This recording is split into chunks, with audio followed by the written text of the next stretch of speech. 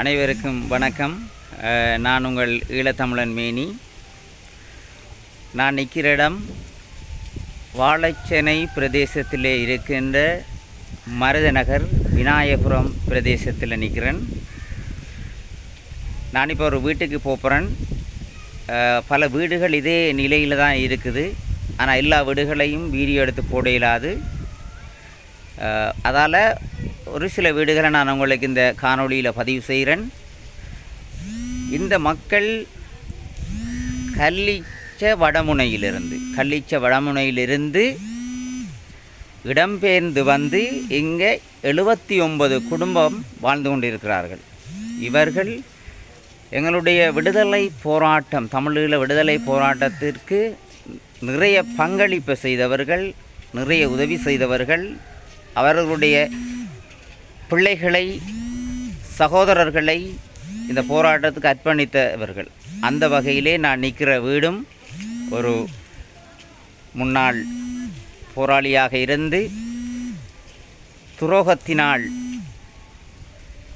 அவர் வீடு சென்றிருக்கின்ற பொழுது துரோகத்தினால் கொல்லப்பட்ட ஒரு முன்னாள் போராளியினுடைய வீட்டுக்கு செல்ல இருக்கின்றன. அந்த அடிப்படையிலே இந்த வீட்டில் யார் வசிக்கிறாங்கன்றது உங்களுக்கு நான் பதிவு செய்கிறேன். இந்த வீடியோக்களை பார்த்துவிட்டு நீங்கள் யாரும் தட்டிவிட்டு போகக்கூடாது. ஏனென்றால் இது எங்களுடைய மக்களுடைய பிரச்சனை. எங்களுடைய மக்கள் படுகின்ற அவலங்கள், துன்பங்களை நான் உங்களுக்கு சொல்ல வந்திருக்கிறேன்.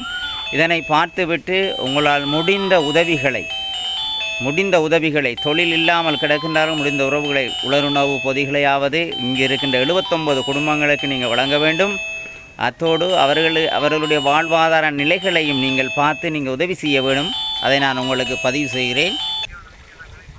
இப்போ எடுக்கிறேன் வீடியோ எடுக்க வந்தனால எடுக்கிறேன். நான் இந்த பாருங்கள், அந்த வீட்டை போகிறேன்.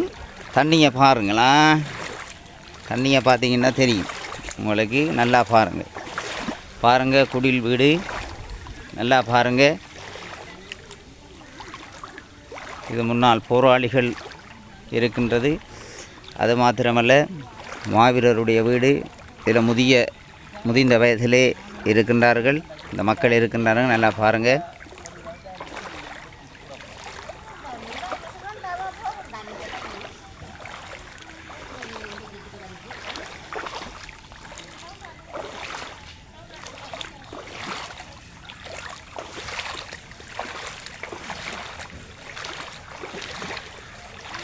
இதில் ஒரு ஏலாத ஒரு பிள்ளையும் இருக்கிறா. இதில் சின்ன பிள்ளை ஒன்று இருக்கிறா, ஒரு குமர பிள்ளை ஒன்று நினைக்கிறேன். அவள் இருக்கிறா, ஏலாத பிள்ளையும்.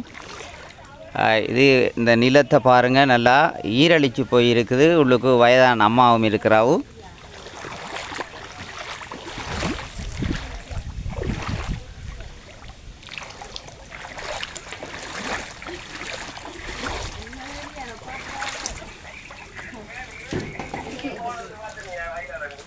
இதான அந்த வயதான அம்மா.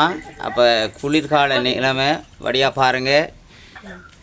இந்த சகோதரியினுடைய தந்தையார் முன்னாள் போராளியாக இருந்தவர்.